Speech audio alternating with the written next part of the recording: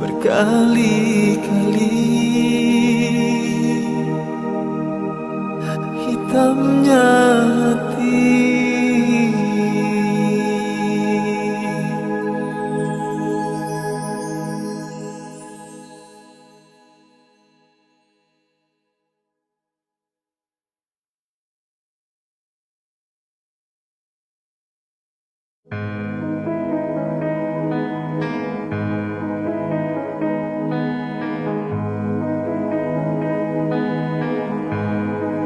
Berulang-ulang langkah kecundang, berkali-kali hitamnya hati. Kiri dan kanan, depan belakang, digoda rayu, tiada jemu. Kiri dan kanan, depan belakang, digoda rayu, tiada jemu. Di situ istana cinta, rindu bersemayam, namun cahayanya tiada. Lantaran dosa, di situ mukimnya iman, senjata setia, namun sinarnya pudar akibat noda.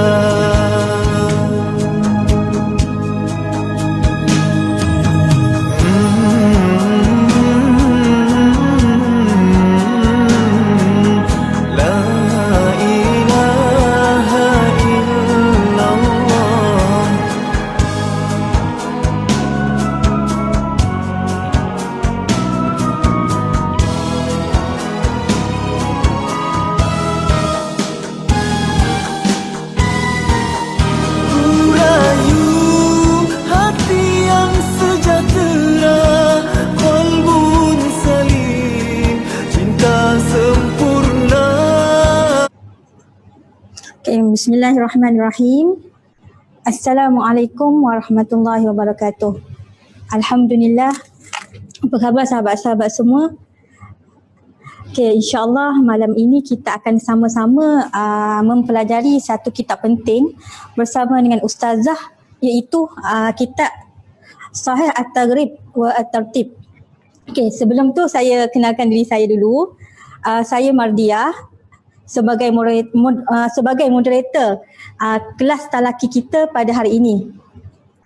Sebelum tu boleh saya tahu sahabat-sahabat semua menonton dari mana ya?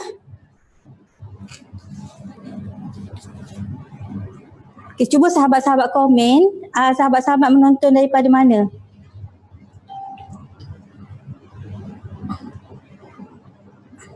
Alhamdulillah ramai yang yang dah masuk kita punya pengajian malam ni. Ada Aziz Umar, Suroja Putih, Fozibah Manaf, Halizah Hamid. Masya Allah. Ada daripada Puchong. Nur Ainah daripada UIA. Masya Allah, ramainya sahabat-sahabat kita menonton malam ni. Sebelum tu, untuk pengetahuan sahabat-sahabat semua, sebelum ni Ustazah ada bawa kitab Sahih At-Targhib wa At-Tartib. Jadi bagi sahabat-sahabat yang ingin mengulang kaji pengajian di siri yang lepas, sahabat-sahabat sekalian bolehlah pergi ke YouTube channel Ustazah, iaitu YouTube Ustazah Nurhafizah Musa TV Online. Jadi dekat situ sahabat-sahabat sekalian boleh lihat kitab-kitab pengajian yang Ustazah bawakan seperti hikam, tafsir. Jadi sahabat-sahabat sekalian boleh pergilah ke YouTube Ustazah Nurhafizah Musa dan dapatkan pengajian-pengajian kita sebelum ini di situ. Sebelum kita teruskan pada pengajian kita malam ini, saya ingin mohon bantuan semua sahabat-sahabat untuk sharekan pengajian kitab kali ini kepada semua kawan-kawan kita di luar sana. InsyaAllah moga kita sama-sama dapat manfaat, dapat kebaikan daripada pengajian kita kali ini. Dan siri pengajian kita kali ini adalah berkaitan dengan bab solat siri 2. Dan yang mana kita tahu bab solat ini adalah sangat penting untuk kita tambah baik, untuk kita bagaimana kita nak dapat khusyuk dalam solat itu sendiri. Okey, saya mohon bantuan sahabat-sahabat untuk sharekan pengajian kita malam ni, insya-Allah.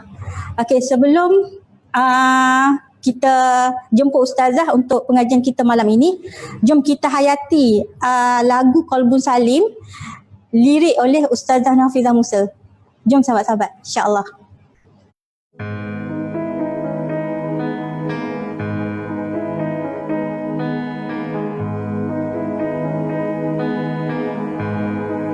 Berulang-ulang langkah kecundang, berkali-kali hitamnya hati, kiri dan kanan, depan belakang, digoda rayu, tiada jemu, kiri dan kanan, depan belakang, digoda rayu, tiada jemu. Di situ istana cinta, rindu bersemayam, namun cahayanya tiada. Lantaran dosa, di situ mukimnya iman, senjata setia, namun sinarnya pudar akibat noda.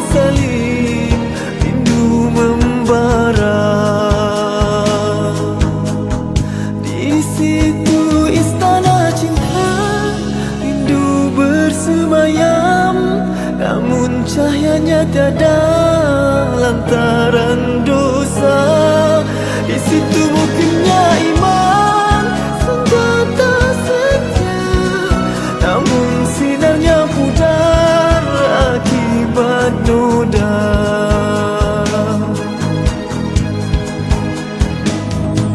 Berulang-ulang langkah kecundang, berkali-kali hitamnya hati.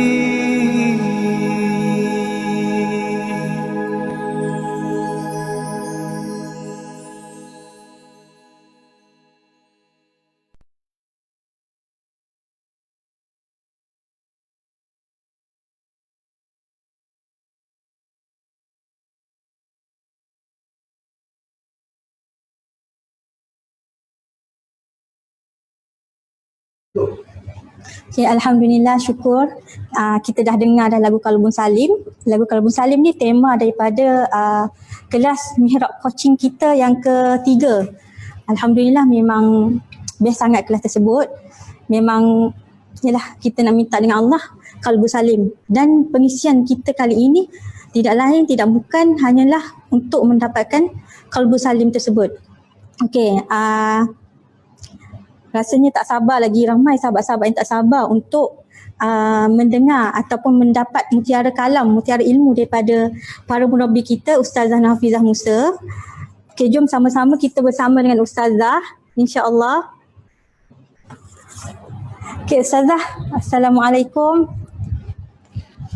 Waalaikumsalam warahmatullahi wabarakatuh. Terima kasih Ustazah Mardiah binti Mustafa. Bismillahirrahmanirrahim.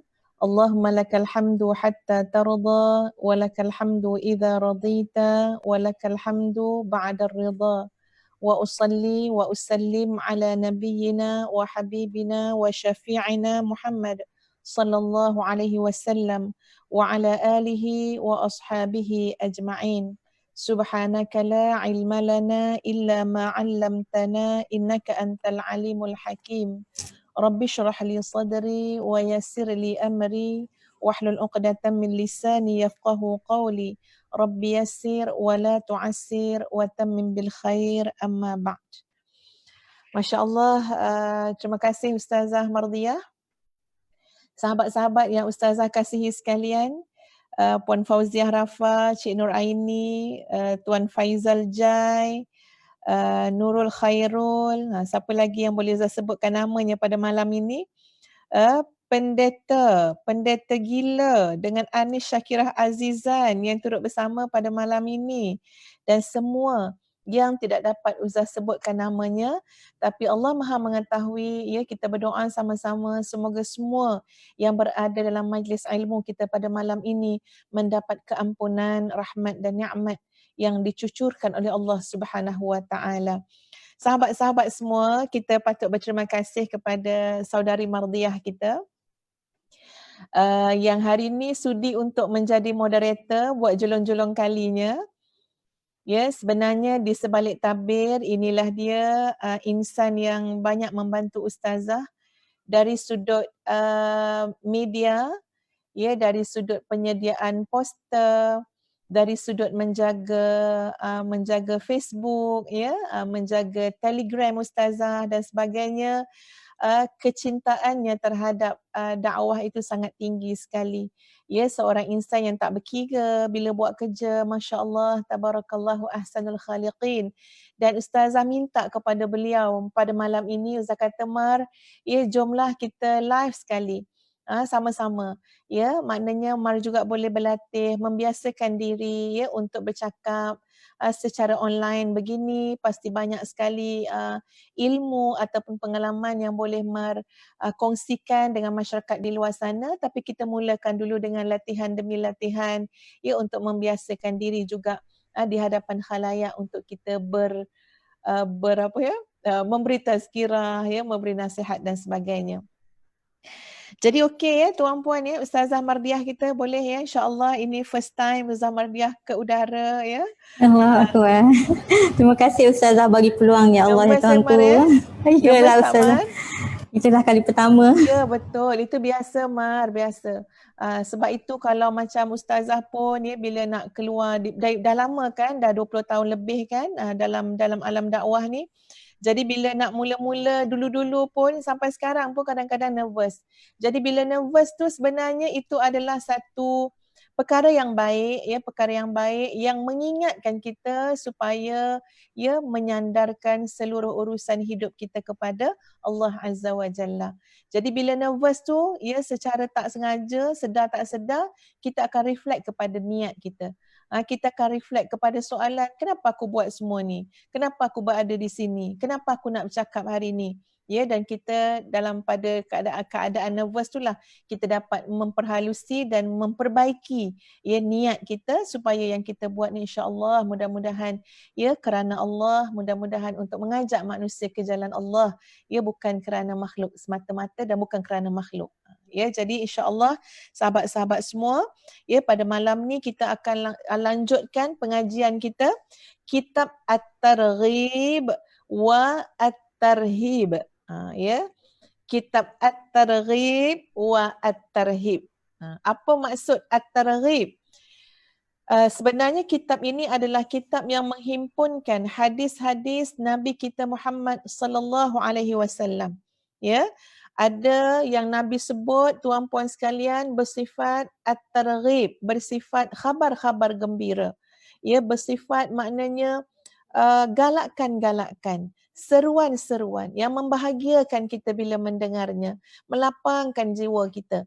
Ya, khabar-khabar gembira tentang syurga, balasan, ganjaran baik dan sebagainya.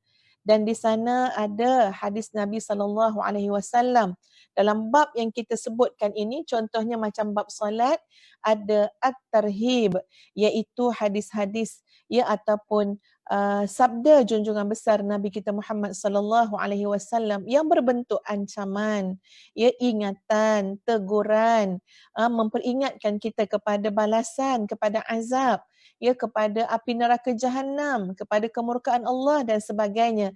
Jadi diimbangkan di antara at-targhib wa at-tarhib dalam kitab hadis ini, dan insya-Allah pada malam ini kita memilih beberapa hadis untuk kita mendalaminya, mengambil ibrah, menghayati hadis-hadis junjungan besar Nabi kita Muhammad sallallahu alaihi wasallam. Sahabat-sahabat semua, tajuk kita pada malam ini adalah bab as-salah. Siri yang kedua, bermakna telah pun kita bincangkan pada siri yang pertama juga tentang solat yang telah kita awali dengan sekitar tentang azan, iqamah dan juga kelebihan bagaimana fadilat yang besar kepada orang yang menyempurnakan wuduknya. Jadi hari ini kita masuk kepada bab solat, siri yang kedua. Sahabat-sahabat sekalian, bila seseorang itu meninggal dunia, meninggal dunia ni kita kata seseorang, tapi termasuklah kita akan menjadi seseorang yang akan meninggal dunia. Bila wallahu a'lam. Kita tak tahu bila kita akan meninggal dunia. Ustazah pernah sebut dalam pengajian yang lepas. Kadang-kadang ada orang, tuan-puan sekalian, dia meletakkan hidup dia ni pada garis yang tak panjang dan tak lama pun. Contoh macam ni. Dia jaga diri dia betul-betul. Dia jaga niat dia jaga aktiviti dia jaga kehidupan dia sebab dia merasakan boleh jadi malam ini adalah malam terakhir, malam besok boleh jadi bermalamnya di alam barzakh. Ada orang macam tu, tuan-puan. Jadi maka dia jaga habis-habisan. Dia jaga malam ini sebaik-baiknya. Dia jaga siang esok sebaik-baiknya. Kenapa? Sebab dia letak boleh jadi belaka entah-entah malam esok dah menjadi malam yang kita bermalam di alam barzakh. Siapa tahu? Semua tu rahsia Allah. Ada orang macam tu. Ustazah telah pernah nyatakan sebelum ni. Ustazah mungkin tak adalah sampai peringkat tu. Tak adalah sampai nak rasa kadang-kadang tak adalah rasa sangat, tak menghayati sangat. Sebab bila tengok tu tak adalah bagus sangat pun aktiviti dan sebagainya. Tapi ustazah cuba mencontohi seseorang yang tak perlu ustazah sebutkan namanya. Tapi seseorang itu telah mengajar kepada ustazah. Dia meletakkan hidup dia, tuan-puan sekalian, di antara Jumaat ke Jumaat. Hari ni hari apa? Siang tadi hari Jumaat. Ni dah masuk Sabtu malam. Seseorang yang telah mengajar ustazah, dia meletakkan hidup dia ini antara Jumaat ke Jumaat. Maka dia cuba tatang dan jaga 7 hari ini dengan sebaik-baiknya. Bila masuk Jumaat ni contohnya, tuan-puan, maka dia akan buat sehabis baik yang dia boleh buat. Dengan pertolongan Allah, dengan menjaga solatnya, dengan sedekahnya, dengan baca surah Al-Kahfi dan mengambil ibrahnya, dengan menolong hajat orang lain, dengan amar ma'ruf nahi mungkar, ditatang setiap hari itu. Sebab apa? Pada fikiran dia, pada jangkaan dia, entah-entah Jumaat depan tak ada dah untuk dia. Habis dah Jumaat depan. Jumaat depan dah masuk alam lain dah. Maka dia tatang Isnin, Selasa, Rabu, Khamis sampai Jumaat. Yang dia merasakan boleh jadi Allah boleh ambil nyawa dia. Andai kata Jumaat itu berlalu dan dia masih lagi ada sebuah kehidupan, masih boleh bernafas, masih boleh menyawa, maka dia rasakan insya-Allah mulakan lagi struggle Jumaat ke Jumaat, Jumaat ke Jumaat, Jumaat ke Jumaat. Tak tahu kenapa, tuan-puan sekalian, ustazah rasa macam seronok dapat mengikut saranan sahabat tadi. Seronok dapat buat macam seseorang yang ustazah maksudkan tadi. Jadi kita cuba apply kepada diri kita. Tak apa, kita jaga elok-elok antara Jumaat ke Jumaat, Jumaat ke Jumaat, Jumaat ke Jumaat. Sampai dalam hati tu ada permintaan dan harapan, ya Allah, kalau nak ambil nyawa aku, ya Allah, biarlah ambil pada hari Jumaat, pada malam Jumaat, macam kita berharap kalau meninggal Ya, sebenarnya menjadi harapan sangat kepada kita semua dapat meninggal di Madinah, ya, sebab di sana ada hadis yang menyatakan tentang kelebihan, ya, orang yang meninggal di Madinah. Jadi tuan-tuan dan puan-puan sekalian, kita masuk kepada bab solat ini, ya, bila seseorang itu meninggal dunia, tuan-puan sekalian, agak-agak amalan apa yang nak dilihatnya. Agak-agak masa tu dia mencari apa yang boleh menolong dan membantunya. Ya, amalan mana yang dia nak letakkan sebagai modal terbesar yang dia nak persembahkan kepada Allah. Ustaz sebut ni amalan, ya, amalan. Jadi agaknya apa dia amalan yang nak ditunjukkan? Amalan yang dia sendiri akan sibuk untuk lihat macam mana aku perform amalan tu masa aku hidup. Agak-agak amalan yang mana, tuan-puan? Allah beri kita hidup 50 tahun, 60 tahun, 70 tahun. Saat kita mati, kita akan bekais nak tengok balik macam mana kita perform atas amalan yang satu ini. Apa amalan tersebut? Amalan itu adalah salat. Salat adalah amalan yang pertama yang akan dihisap, diselongkar, digeledah, ya, oleh para malaikat untuk tengok balik semula, tunjukkan balik di hadapan Allah macam mana kita dengan amalan solat yang kita lakukan sepanjang hidup kita. Mungkin sahabat-sahabat, masa kita hidup, bisnes jadi urusan besar. Masa kita hidup, duit, saham, wang ringgit, pelaburan jadi urusan besar kita. Masa kita hidup, populariti, pengaruh, pandangan orang ramai, persepsi orang ramai, ya, media sosial jadi urusan besar kita. Tapi nanti saat kita meninggal dunia, urusan besar kita adalah menggeledah balik, menyelongkar balik, melihat balik apa yang aku telah buat dengan salatku. Bagaimana keadaan salatku? Bagaimana aku menyempurnakan salatku? Apakah salatku itu secara zahirnya bagus, secara batinnya juga bagus? Bagaimana keadaan salatku dari segi rohnya, dari segi kekhusyukannya? Semuanya tuan-puan akan menjadi urusan besar kita sebaik kita meninggal dunia, iaitu urusan salat. Sebab itu muslimin muslimat sekalian, ya, ustazah mengingatkan diri sendiri. Mengingatkan diri sendiri, kamu jangan bercakap saja, tapi percayalah bila Allah mentakdirkan kamu bercakap tentang bab solat pada malam ini, telinga yang paling dekat mendengarnya adalah telinga kamu sendiri. Yang paling patut mengambil perhatian atas apa yang keluar daripada kalam ini adalah Tuhan yang bercakap itu sendiri. Sahabat-sahabat semua, bila bercakap tentang solat, tuan-puan sekalian, perkara yang paling besar yang kita nak lihat adalah kesan solat itu ataupun pengaruh solat itu dari segi kekhusyukannya. Dari segi khusyuknya solat tu. Sebab kita ni kira, kalau kira umur masing-masing, kalau dah 40 tahun, 30 tahun, macam dah pro dah solat ni. Dah solat daripada mak suruh, daripada mak didik, daripada kita dididik, daripada usia 7 tahun, 8 tahun, 9 tahun. Ya, tuan-puan, mungkin ada sebahagian kita baru nak berjinak-jinak dengan solat usia 16 tahun. Baru nak bertaubat ustazah, nak hijrah, baru nak jaga solat usia 21 tahun. Tak apa. Ya, kita belajar pada kitab hikam yang lepas bagaimana kalau Allah nak memberikan hidayah kepada seseorang, Allah tak tengok pun amal kamu banyak mana, dosa kamu banyak mana. Ya, sebab Allah, innaka la tahdi man ahbabta walakinallaha yahdi man yasha. Kamu tak dapat memberi hidayah pada orang yang kamu sayang, tapi Allah memberi hidayah kepada siapa sahaja yang Allah kehendaki. Jadi sahabat-sahabat sekalian, bila kita sebut tentang solat, ya, kita yang dah lama dah, ya, iltizam, istiqamah menunaikan solat ni, patutnya yang kita kena ada, ya, impact dia, pengaruh besar yang patut ada adalah pengaruh kekhusyukan solat itu dalam kehidupan kita. Maknanya, biarlah kita sudah menikmati solat yang khusyuk. Ustazah merujuk dalam kitab ni, tuan-puan sekalian, bagaimana di antara tanda-tanda seseorang yang dia telah dididik, ditarbiyah, ya, dah blend dalam jiwa dia, dalam diri dia, antara solat dengan diri dia tu dah teradun, tuan-puan, dah sebati. Apa yang berlaku ketika mana seseorang itu menjaga solatnya dengan sangat khusyuk kepada Allah? Ya, perhatiannya pada Allah, dia memberikan hak apa yang dia ucap, apa yang dia buat dalam solat. Kalau kita kata syukur pada Allah, maka hatinya bersyukur. Kalau dia puji Allah pada lisannya, subhana rabbiyal azimi wa bihamdih, maka jiwanya betul-betul memuji Allah. Ya, bila seseorang itu sudah khusyuk dalam solat dia, tuan-puan sekalian, dia teradun dan sebati dalam diri dia, dalam kehidupan dia, maka yang kita lihat adalah antaranya dua tanda kriteria. Yang pertama adalah pada hatinya, yang kedua adalah pada sepasang matanya. Masya Allah. Apa yang berlaku pada hatinya dan apa yang berlaku pada sepasang matanya? Yang berlaku pada hatinya, tuan-puan sekalian, ialah hatinya menjadi hati yang sangat lembut. Ya, hati yang sangat lembut.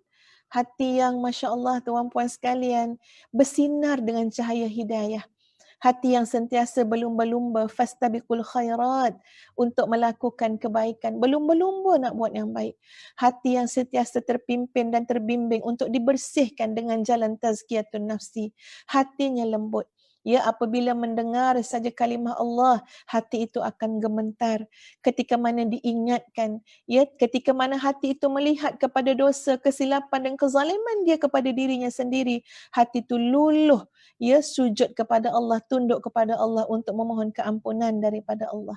Itu yang berlaku kepada hati yang sudah sebati, yang sudah teradun, yang sudah dididik dengan solat khusyuk yang kita lakukan selama ini pada hatinya. Subhanallah, tuan-puan sekalian, apa yang berlaku pada matanya? Yang berlaku pada matanya ialah air mata ataupun mata, sepasang mata orang-orang yang berjiwa khusyuk dan lembut ini, yang sudah mendidik dirinya dengan solat yang khusyuk, pada sepasang matanya itu, tuan-puan sekalian, ia menjadi satu takungan, macam takungan kolam, macam takungan tasik, yang sangat mudah mengalirkan air mata ketika mana diingatkan dirinya kepada Allah, kesempurnaan dan kebesaran Allah Azza wa Jalla. Apa hujahnya atas apa yang Ustazah sebutkan ni, tuan-puan sekalian? Mari kita melihat pada surah Al-Ma'idah ayat yang ke-83. A'udzu billahi minasy syaithanir rajim. Wa idza sami'u ma unzila ila ar-rasuli tara a'yunahum. Dan apabila mereka mendengar apa yang diturunkan kepada Rasulullah sallallahu alaihi wasallam, yang maknanya apa yang diturunkan tu adalah ayat-ayat Al-Quran. Bila mereka mendengar ayat-ayat Quran yang diturunkan kepada Nabi sallallahu alaihi wasallam, baik, tengok tuan-puan lanjutan daripada ayat Al-Maidah 83, apa yang berlaku pada mata mereka. Wa idza sami'u ma unzila ila ar-rasul tara أعينهم تفيض من الدمع مما عرفوا من الحق. Bila mereka mendengar ayat-ayat Quran yang turun kepada Nabi SAW, mata mereka bertakung dengan air mata, lalu kamu akan lihat mata itu mencucurkan air mata kerana hati mereka merasakan dan mengetahui kebenaran Al-Quran yang diturunkan kepada Nabi SAW. Itulah jiwa yang khusyuk, tuan-puan sekalian. Mata tu Masya Allah mudahnya menangis. Hati tu menyerap betul-betul ya kebenaran daripada Allah Azza wa Jalla. Ia cinta kepada kebenaran. Rasa bertuah bila ada orang tegur. Rasa bertuahnya ada orang bagi nasihat. Rasa bertuahnya dapat dengar ayat Quran. Rasa bertuahnya diperingatkan dengan hadis Nabi SAW. Dan rasa bertuah tu, tuan-puan, rasa terharu, rasa bersyukur, ia disertai dengan pada wajah ataupun pada mata mereka sangat mudah, ia sangat mudah tafidhu minad dam'i, mencucurkan air mata. Kalau kita lihat pada surah Al-Isra ayat 107 dan ayat 109, ya, Allah berfirman pada ayat tersebut, katakanlah, Ustaz bacakan maksud dia dulu, katakanlah, berimanlah kamu kepadanya atau tidak payah nak beriman ya kepada Allah, kerana bagi Allah sama saja untuk orang kafir itu bila disebutkan ya mereka tidak beriman. Sesungguhnya orang-orang yang diberi pengetahuan sebelumnya, apabila Al-Quran dibacakan kepada mereka, tengok apa yang berlaku, tuan-puan, mereka menyungkur atas muka mereka sambil bersujud dan mereka berkata, Maha suci Tuhan kami, sesungguhnya janji Tuhan kami pasti dipenuhi. Ustazah bacakan ayatnya. وَيَقُولُونَ سُبْحَانَ رَبِّنَا إِنْ كَانَ وَعْدُ رَبِّنَا لَمَفْعُولًا. Mereka tersungkur sujud, lalu mereka mengatakan, Maha suci Tuhan kami, sesungguhnya janji Tuhan kami pasti dipenuhi. وَيَخِرُّونَ لِلْأَذْقَانِ يَبْكُونَ. Dan apa yang berlaku ialah mereka itu tersungkur dalam keadaan menangis. وَيَزِيدُهُمْ خُشُوعًا. Dan bertambahlah pada hati mereka kekhusyukan kepada Allah Azza wa Jalla. Jadi sahabat-sahabat sekalian, ya, Ustazah nak gambarkan macam mana kualiti solat orang-orang yang beriman. Ya, yang Allah kurniakan kepada jiwa dia rasa khusyuk, tuan-puan sekalian. Hidup dia memang Masya Allah, mata dia mudah sangat menangis. Kita pun mudah menangis juga mata kita. Menangis sebab apa? Sebab orang mengutuk kita, menangis. Menangis sebab apa? Menangislah sebab bergaduh suami isteri, menangis. Menangis sebab apa? Menangis bergaduh anak dengan mak. Ya, adalah pergaduhan, perselisihan, ya. Menangis ketika mana projek tak dapat. Banyaklah benda yang kita tangiskan, tapi soalannya di sini tuan-puan sekalian, ya, orang yang khusyuk itu adalah orang yang tangisannya itu berkait dengan, ya, kelembutan, sentuhan, hubungan jiwa dia dengan Allah Azza wa Jalla. Jadi hari ini, ya, Ustazah bawakan beberapa hadis Nabi SAW, ya, berkisar kepada bab salat dan bagaimana hebatnya manusia yang diberikan khusyuk dalam salat mereka. Bismillahirrahmanirrahim. Mari kita lihat, ya, beberapa hadis yang telah pun Ustazah pilih untuk dihuraikan pada malam ini insya-Allah. Pertama daripada Ibnu Abbas radhiyallahu an, dia berkata Nabi SAW bersabda, "Atani lailata rabbi fadzakara al-haditha ila an qala li ya Muhammad atadri fima yakhtasimul mala'ul a'la." Baik.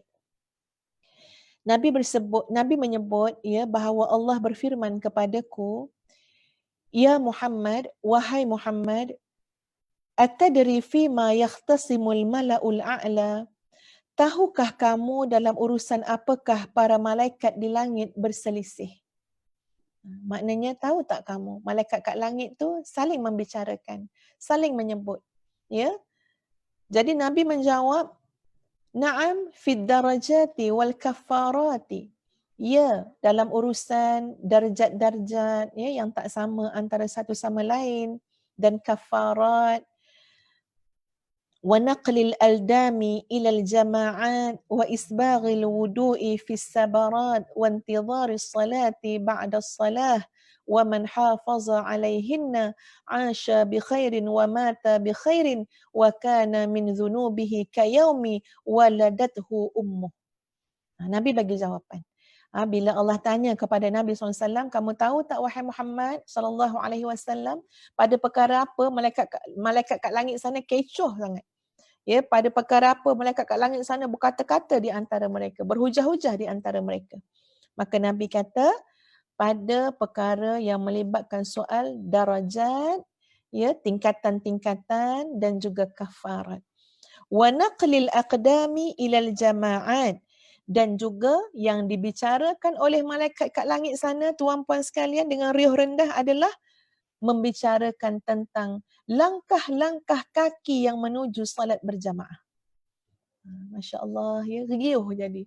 Riuh langit orang pergi sembahyang jemaah, tuan-puan. Riuh langit. Ya, kita pergi melangkah kaki menuju salat jamaah. Lebih khusus kepada para muslimin, ya, menuju salat jamaah ke masjid. Itu sehingga kan disebut dalam hadis ini, yakhtasimul mala'ul a'la, berselisih malaikat-malaikat di langit. Riuh rendah malaikat-malaikat di langit. Pertama, ya, ketika mana kaki itu melangkah ilal jama'at, menuju kepada salat berjamaah. Macam mana maghrib tadi, isyak tadi, tuan-puan, salat jamaah tak? Ya, salat jamaah ni nak kena struggle lah, kena mujahadah. Kadang-kadang kita rasa, alah, kita dah ada wuduk, dah ada apa, senang kita semayang terus. Ya, sebab bila nak solat jamaah ni, dia kena ada effort. Ya, dia kena mengingatkan orang lain juga untuk solat. Kena bertanya, Kak Long dah ambil wuduk ke belum? Jom solat dengan Umi. Kena bertanya juga, mana ni anak-anak dara Umi yang lain ni? Ya, dah masuk waktu Zuhur dah, siap belum nak solat? Nanti dapat jawapan pula, feedback pula. Nanti Umi kami tengah makan. Nanti nak masuk bilik air, kena menunggu pula 10 minit, 15 minit. Betul kan Mar? Ya, nak kena menunggu pula. Jadi benda tu nak kena ada kesabaran, nak kena ada mujahadatun nafsi. Hati kita tak sabar, cepat je kata, semayang je, payah nak tunggu-tunggu orang. Tapi ingat, langkah kita untuk mempertahankan solat itu dengan berjamaah, itu boleh meriuh rendahkan malaikat di langit sana. Wa isbaghil wudu'i fis sabarat. Dan orang yang menyempurnakan wuduk dalam keadaan yang dingin. Macam mana susah pun nak ambil wuduk, macam mana, ya, yang disebutkan dalam hadis ni maknanya apa? Dalam keadaan yang sejuk sangat. Tak naklah nak ambil wuduk ni sejuknya. Tapi dia ambil juga wuduk dengan sempurna walaupun terpaksa, ya, menempuh kesukaran-kesukaran tersebut. Macam-macam kesukaran kadang-kadang nak ambil wuduk. Bukan dingin saja tuan-puan. Kadang-kadang kita berjalan kat luar, tiba waktu solat nak ambil wuduk, masa itulah tengok macam mana syaitan dia boleh datang kat kita, bisikkan kat kita, nafsu yang tak terdidik pun bisik kat kita apa dia?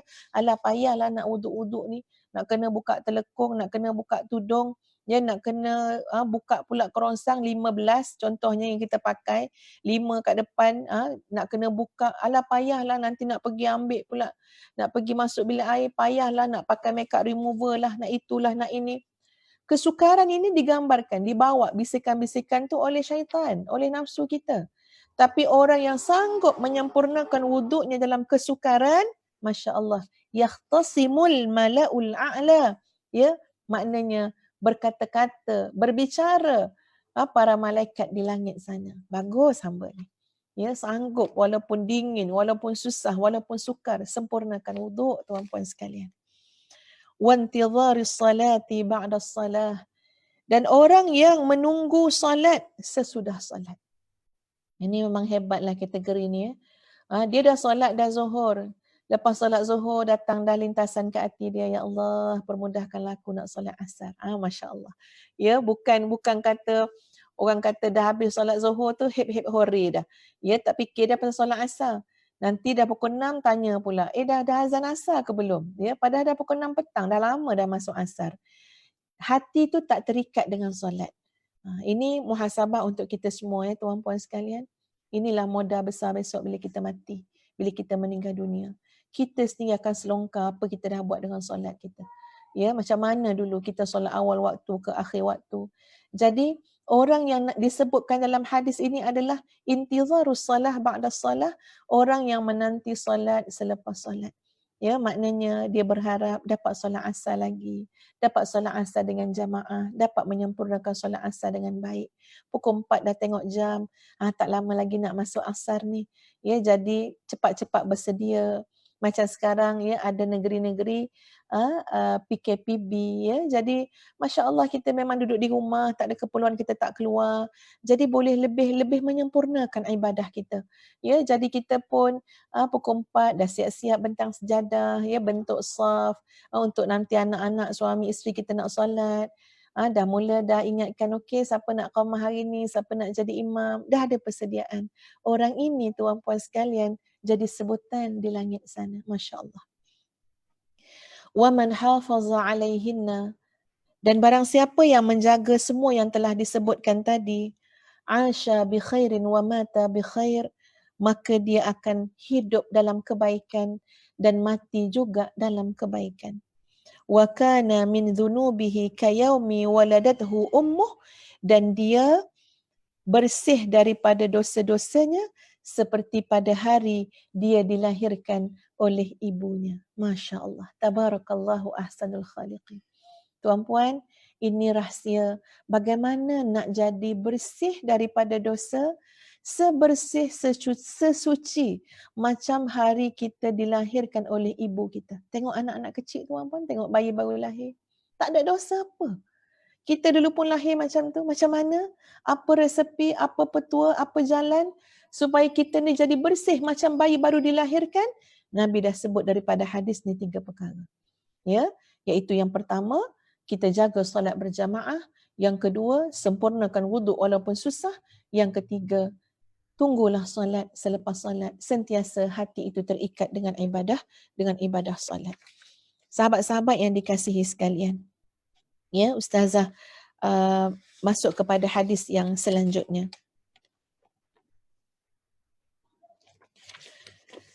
Daripada Abu Dzar radhiyallahu an, dia berkata, anna Nabiy sallallahu alaihi wasallam kharaja fi syita'i wal waraqu yatahafatu fa akhadha bi ghusnin min syajaratin qala faja'ala dhalika al waraqu yatahafat faqala ya Abu Dzar qult labbaika ya Rasulullah qala innal 'abdal muslima la yusalli as-salata yuridu biha wajha Allah fatahafatu anhu dhunubuh kama yatahafat hadzal waraqu an hadhihi syajarah. Baik. Nabi SAW pada satu musim yang sangat dingin, ya, sementara pada waktu itu daun-daun berguguran, lalu baginda telah mengambil ranting satu pohon yang jatuh. Ya, ranting tu jatuh, lalu mulailah daun-daun yang ada di ranting itu pun berguguran. Okey. Lalu kemudian Nabi SAW memanggil, wahai Abu Dzar. Wahai Abu Dzar, ya Abu Dzar. Dan tengok macam mana sahabat menjawab panggilan Nabi SAW. Abu Dzar menjawab, labbaika ya Rasulullah. Ya wahai Rasulullah. Ataupun terjemahan dia, aku penuhi panggilanmu ya Rasulullah. Tuan-puan, Ustazah, seingat Ustazah pernah juga Ustazah menyebut tentang cara menjawab panggilan ni.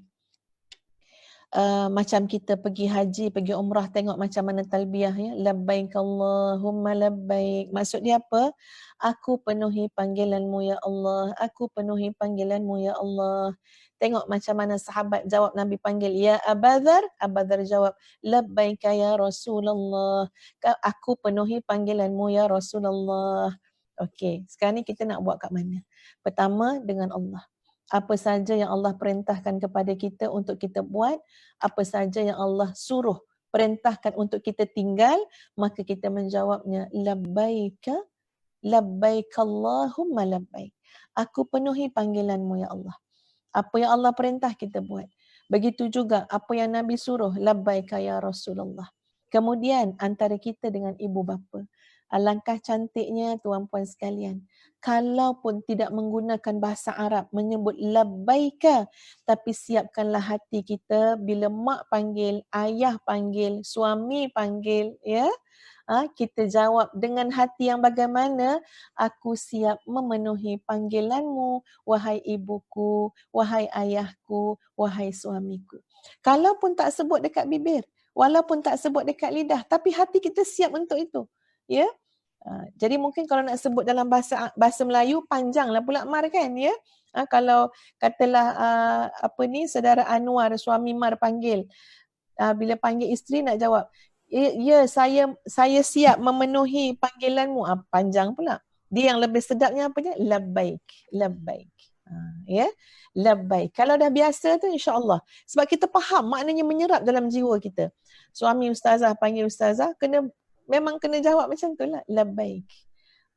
Apa kita panggil suami kita kan? Akhi ke apa ke dalam bahasa Arab lah. Kalau macam saya cukup dengan labbaik, labbaik. Maknanya aku penuhi panggilanmu. Dan kita siapkan hati kita untuk apa? Taat je. Taat je pada perkara yang tak suruh kita kepada perkara mungkar. Ya, taat pada perkara yang kita mampu nak buat. Ya, taat pada perkara yang kita boleh sempurnakan. Apa-apa hal bincang baik-baik, ya, kalau dengan hubungan suami isteri.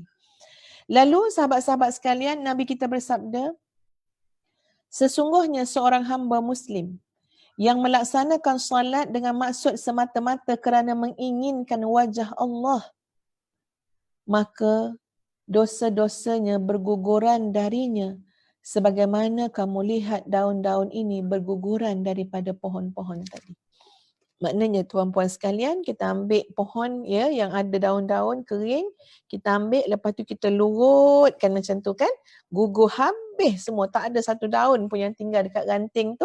Maka inilah satu perumpamaan yang Nabi SAW bawakan kepada kita. Apa dia? Kamu salat semata-mata kerana mengharapkan wajah Allah, mengharapkan pandangan Allah, habis gugur semua dosa-dosa kamu. Habis gugur semua dosa. Jadi apa yang penting dalam solat kita tuan-puan? Tengok balik.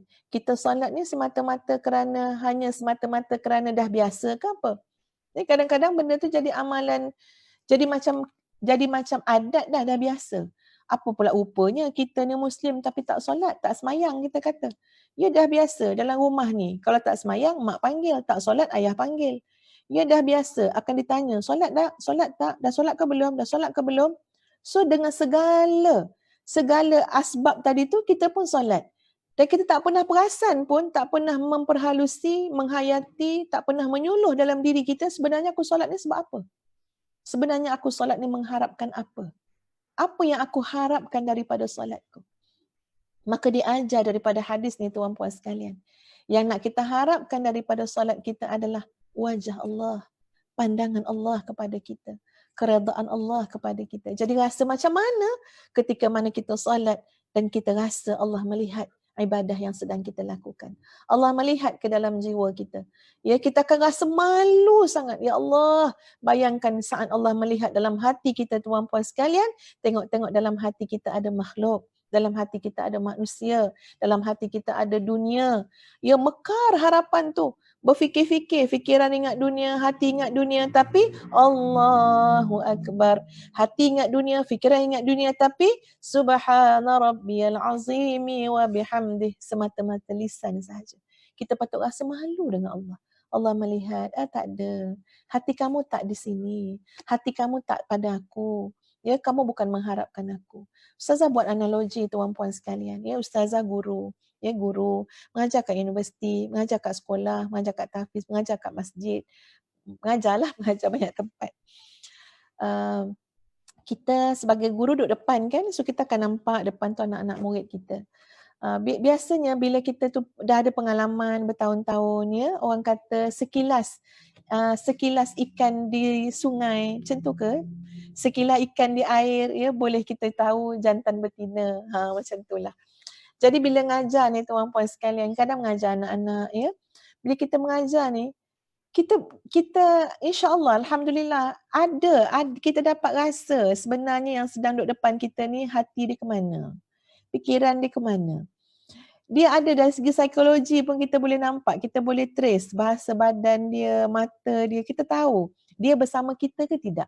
Walaupun tak sempurna pun, ya, kita scan tu tak sempurna sebab kita manusia biasa. Tapi setidak-tidaknya ada hint, ada clue yang kita dapat. Kita boleh rasa macam anak murid saya ni tidak bersama saya pun sebenarnya. Walaupun bila kita pandang dia, bertentang mata kita dengan mata dia, dan dia terkejut sebab mata bertentang mata, nampak dia angguk, dia terus angguk-angguk. Tapi kita tahu, ya, bukti dia apa? Lepas tu kita tanya dia, macam mana pandangan? Kan ni kalau kat universiti lah ya Mar ya, sahabat-sahabat semua. Okay, macam mana pandangan Azlan? Ya, kalau nama dia Azlan. Lepas tu dia pun menggelabah lah. Nak bagi pandangan apa? Sebab dia tak bersama kita. Apa benda lah yang ustazah dia cakap sebelum tu. So kita tahu, maknanya kita dah nampak dah, dia tak bersama kita. Ya, dia nampak hadir body dalam kelas, dia nampak terangguk-angguk depan kita, tapi kita boleh cam. Ya, ada anak murid kita tak bersama kita. Kalaulah dia buat macam tu sepanjang sem tuan-puan, sepanjang semester ya. Satu semester kita tahu dah, yang seorang yang duduk kat tepi tingkap tu, itulah perangai dia. Ya, duduk dalam kelas, tak apa benda, ada handphone kat bawah tu, kita tahu, kita perasan. Ya, lepas tu dia buat berlakon seolah-olah dia bersama kita, tapi bila kita tanya, dia tak tahu nak jawab apa semua. Nanti bila akhir sem dah buat benda yang sama, bila masa kita nak tengok markah seorang-seorang. Markah kerja kursus contohnya nak tengok kerja sama. Okey, masa tu kita akan terasa sebagai seorang guru. kamu ni 4 bulan belajar dengan saya, ya, tapi kamu tak boleh letak hati kamu kat saya. Kamu tak boleh bagi sekejap je. Kelas dengan ustazah tu hanya sejam atau 2 jam je. Ustazah nak pinjam sekejap je apa ni fikiran kamu. Ustazah nak pinjam sekejap je hati kamu. Bagilah sebab ustazah pun nak ajar kamu ni benda bermanfaat juga. Tapi kamu tak boleh bagi. Pada waktu tu ustazah pun tuan-puan, ya, bila nak bagi markah kerjasama pun kita nilai juga. Ya, nanti kalau Zah bagi markah penuh tak adil untuk orang yang Masya Allah memang bersama-sama betul, ya, bagi kerjasama, betul-betul menghayati, memberikan pandangan, mendengar apa yang kita cerita. Takkan Zah nak bagi markah yang sama dengan yang perangai yang tak bersama dengan ustazah dalam kelas. Jadi ini analogi yang ustazah bawa tuan-puan sekalian. Walaupun ustazah tak ada memberikan manfaat kepada pelajar tu, ya, ustazah bukan bagi duit kat dia, bukannya menyara hidup dia, bukan bayar dia punya beasiswa ke apa. Tapi sebagai seorang guru, ya, ada juga rasa minta maaf lah, ya, kamu tak layak pula untuk dapat markah penuh. Nanti tak adil pada kawan-kawan kamu yang lain. Ini kan tuan-puan sekalian, Allah yang mencukupkan segala urusan kita. Allah yang mengurniakan segala-galanya pada kita.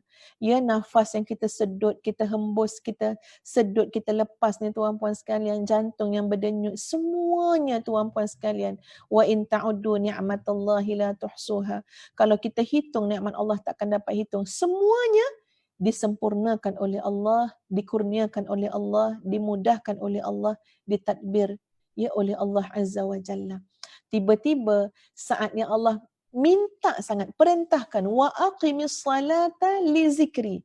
Dan hendaklah kamu tunaikan salat untuk ingat kepada aku. Allah perintahkan, salat ingat aku, salat hatimu pada aku, salat ingatanmu pada aku.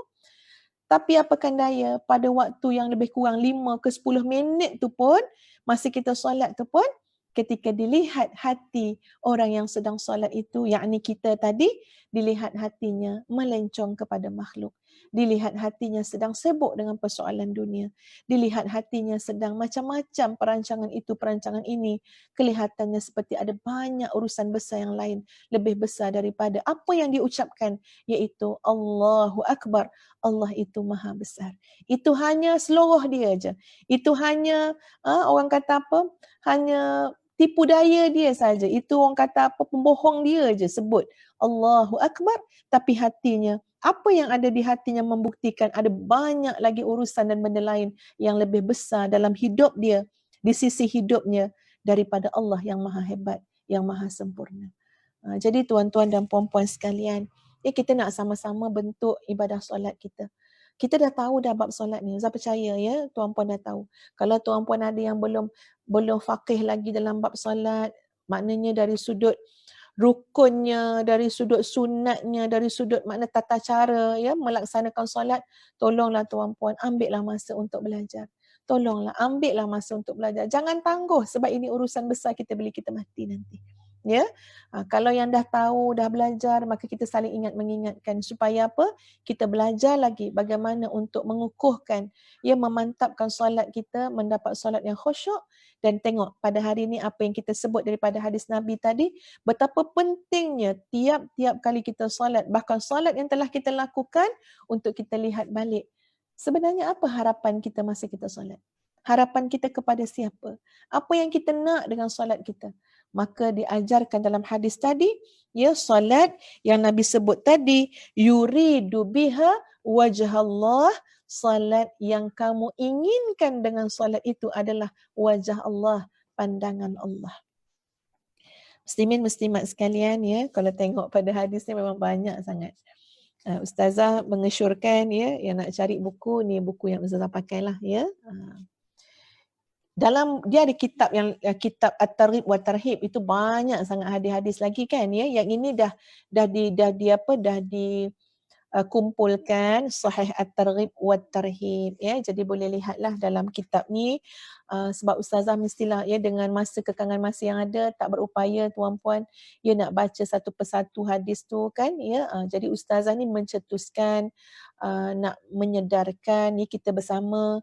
Jadi ustazah akan ambil beberapa hadis, huraikan, ya. Jadi kena ada usaha di pihak kita masing-masing ya untuk terus mendalami kitab-kitab ini ya, belajar, tengok ya, tak faham kita boleh bertanya insya-Allah, sebab ustazah tidak mampu untuk mengambil semua sekali hadis-hadis yang ada dalam kitab ini untuk dibentangkan, kerana kita pun maklum ya, masa kita pun ya agak terbatas. Kerana apa? Nak meraihkan dan menghormati juga masa tuan-puan ya yang esok mungkin ada banyak urusan ya dengan keluarga dan sebagainya. Jadi itu sekadar yang boleh ustazah ambil. Dan ustazah boleh tambah satu lagi tuan-puan sekalian. Ya. Di mana Abu Fatimah radhiyallahu an berkata, "Qultu ya Rasulullah, akhbirni bi'amalin astaqimu alaihi wa a'maluh." Qala 'alaika bis-sujud fa innaka la tasjudu lillahi sajdah illa rafa'aka Allah biha darajah wa hatta 'anka biha khati'ah.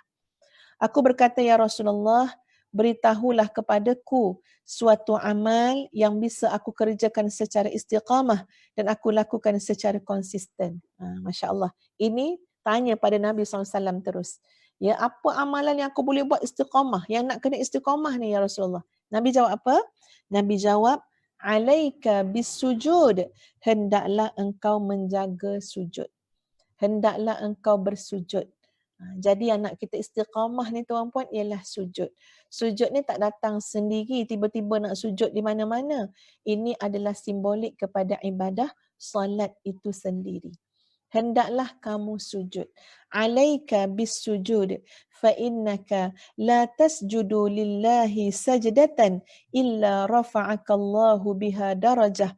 Bersujudlah kerana tidaklah kamu bersujud kepada Allah satu kali sujud melainkan pasti Allah mengangkat kamu satu derajat dengannya, dan dengan sujud yang kamu harapkan Allah tadi akan menghapuskan darimu satu kesalahan kerananya.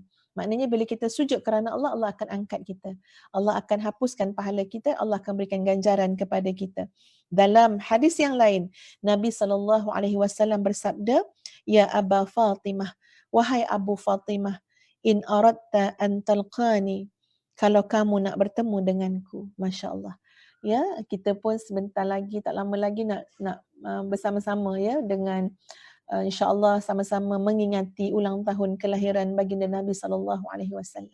Kita nak menyuburkan kasih kita kepada Rasulullah SAW.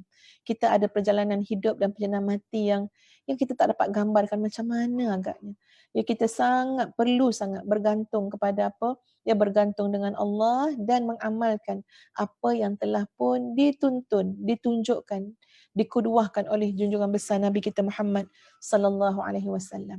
Bayangkan hadis ini, wahai Abu Fatimah, jika kau nak jumpa aku, jika kau nak bertemu dengan aku akhirat besok, Masya Allah. Macam mana tuan-puan? Apa benda ya kalau kita nak bertemu dengan Nabi akhirat besok? Dalam hadis ni Nabi mengungkapkan, in aradta an talqani fa'akthiris sujud. Kalau engkau nak bertemu aku akhirat besok, maka perbanyakkanlah sujud. Ini gambaran kepada apa? Ya, perbanyakkan solat fardu dijaga, solat sunat diperbanyakkan, ya, jaga solat sunat qabliyah, ba'diyah, solat sunat duha, solat sunat witir, solat sunat tahajud. Banyak sekali solat-solat sunat ya, yang dianjurkan dalam Islam yang kita nak jaga. Ya, makna kata orang yang banyak sujud ni tuan-puan sekalian, ya, bermakna dia banyak solat, ya, dan dia benar-benar mengharapkan ya pertolongan Allah, bergantung diri pada Allah, ya, mengharapkan keampunan Allah, maka orang ini kata Nabi SAW, insya-Allah dia akan bertemu dengan junjungan besar Nabi kita Muhammad sallallahu alaihi wasallam. Muslimin muslimat yang dikasihi sekalian, ustazah berharap dengan sedikit sebanyak huraian kita pada malam ini, ya, kita boleh duduk sebentar untuk berfikir apa yang kita dah buat dengan solat kita.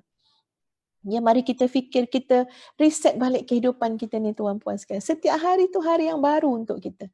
Ya, kita nak reset balik antara Jumaat ke Jumaat ataupun antara satu malam ke satu malam. Cuba kita buat yang terbaik pada solat kita. Ya, jaga sebaik-baiknya.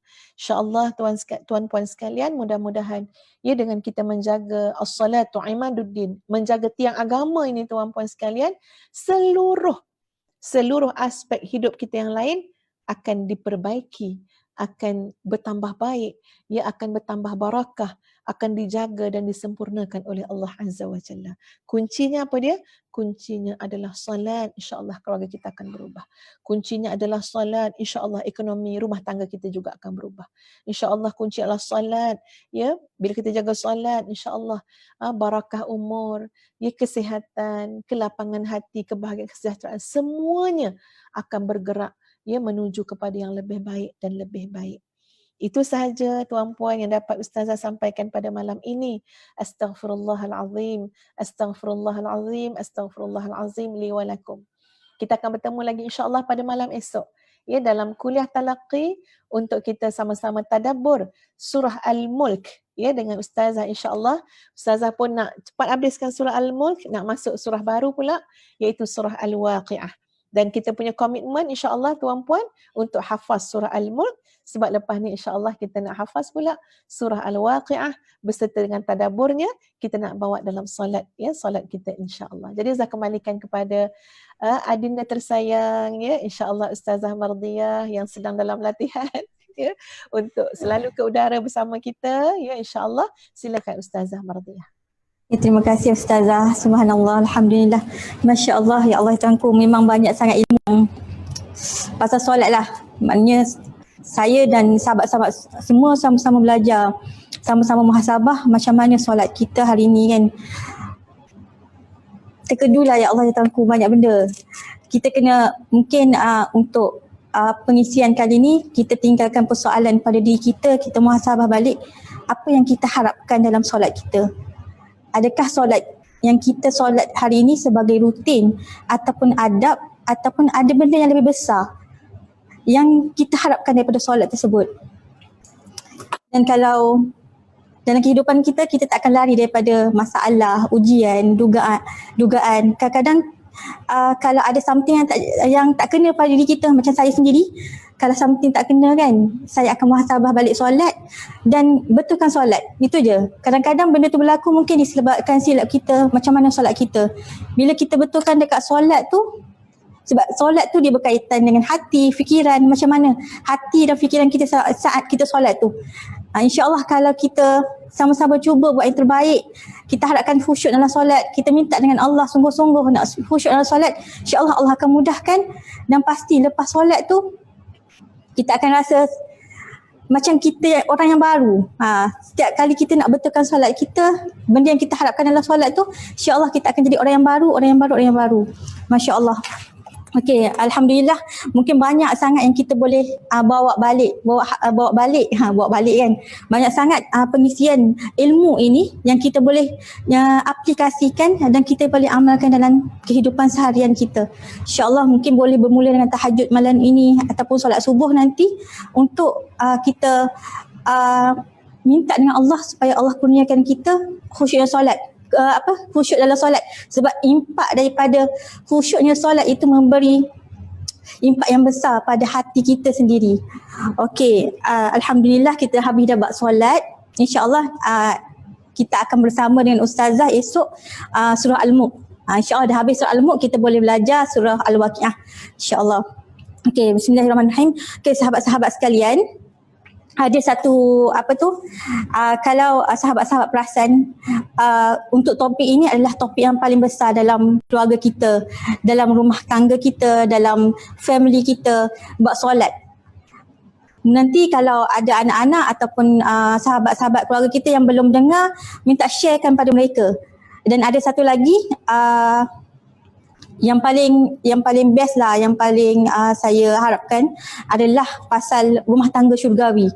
Dalam rumah tangga syurgawi, sebelum ni Ustazah ada buat kelas online rumah tangga syurgawi, tapi kelas tu dah tamat. Ramai sangat yang PM untuk sertai rumah tangga syurgawi. Jadi kami kumpulkan semua koleksi-koleksi kuliah daripada rumah tangga syurgawi tu, kita masukkan dalam e-video, mungkin Mihrab Coaching Rumah Tangga Syurgawi. Dan saya sangat suggestkan pada sahabat-sahabat semua untuk kita sama-sama dapatkan e-video Rumah Tangga Syurgawi. Jadikan topik itu sebagai satu modul dalam rumah tangga. Maknanya sahabat-sahabat semua bolehlah pasang dekat TV ke, pasang dekat telefon ke, ajak suami, ajak isteri, ajak anak-anak dengar sekali. At least satu hari satu kuliah. Yang mana kita ada 13 orang murabbi. Yang mana kita ada Prof. Muhaya, ada Dr. Sharifah, ada Dr. Fazilah Kamsah. Yang mana mereka-mereka ini adalah orang-orang yang hebat, orang-orang yang berpengalaman, orang-orang yang ada anak-anak pun dah besar, anak-anak pun dah berjaya. Jadi kita nak ambil pengalaman dan nasihat daripada mereka untuk kita bawakan dalam rumah tangga kita. Mungkin hari ini kita tak dapat lihat contoh-contoh yang ada kan, tapi kita boleh ambil pengalaman mereka masuk ke dalam rumah tangga kita untuk kita aplikasikan dalam kehidupan kita, insya-Allah. Jadi sahabat-sahabat semua boleh dapatkan e-video Rumah Tangga Syurgawi di link yang ada dalam post ni. InsyaAllah moga bermanfaat dan saya harapkan sangat bagi yang dah dapat e-video ni, tolong sama-samalah susun jadual bersama dengan anak-anak dan pasangan. Sebab dalam rumah tangga ni apa yang kita harapkan adalah sebuah rumah tangga syurgawi yang sama-sama kita bukan berkumpul sahaja dekat dunia, tapi kita berharap nanti di akhirat kelak kita boleh berkumpul bersama anak, pasangan, keluarga kita, mak ayah kita di syurga Firdaus, insya-Allah. Allahu alam. Terima kasih pada sahabat-sahabat semua. Saya harapkan saya pun sama-sama juga belajar bersama dengan sahabat-sahabat semua. Moga Allah mudahkan urusan kita. Moga majlis ilmu ini menjadi jalan untuk kita dapat redha Allah. Moga majlis ilmu yang kita pelajari hari ini menjadi jalan untuk kita mendapat maghfirah, keampunan Allah. Okey, kita akhirkan pengajian kelas talaki kita pada malam ini dengan tasbih kifarah dan surah Al-Asr.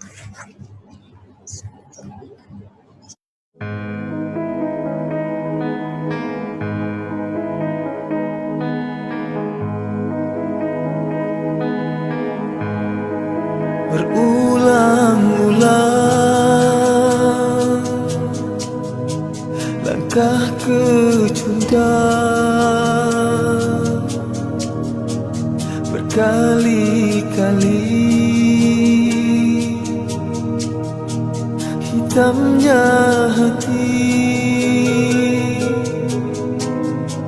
kiri dan kanan, depan belakang, goda rayu, tiada jemu, kiri dan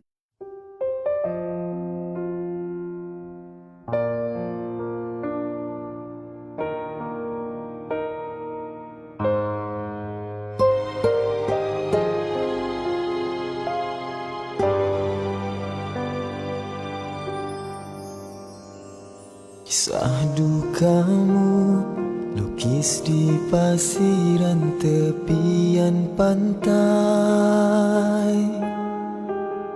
Ombak menghempas, menghilang semua tanpa berbekas. Kebaikannya akar di batu sedalam kau bisa. Badai melanda, tak menukar sejarah cinta. Til jannah, harapan takkan punah, melihat takdirnya penuh indah. Setiap saat berserahlah, jalanmu dipermudah. Bahagia itu sederhana, cinta yang jadi sumbunya. Biarkan ia menyala, marak membahagia.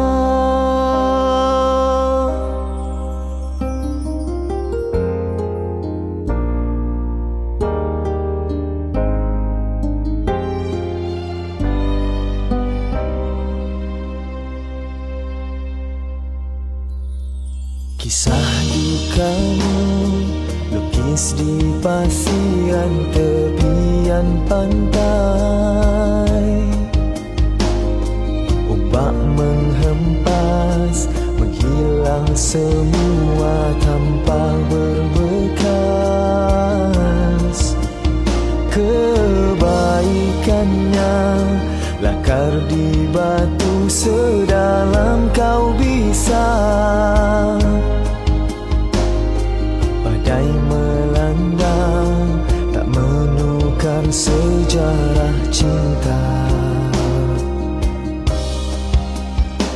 fil jannah, harapan takkan punah.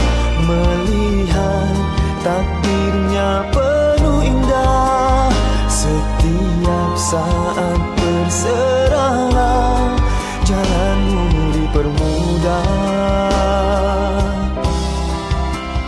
Bahagia itu sederhana, cinta yang jadi sungguhnya. Biarkan ia menyala, marak membahgia.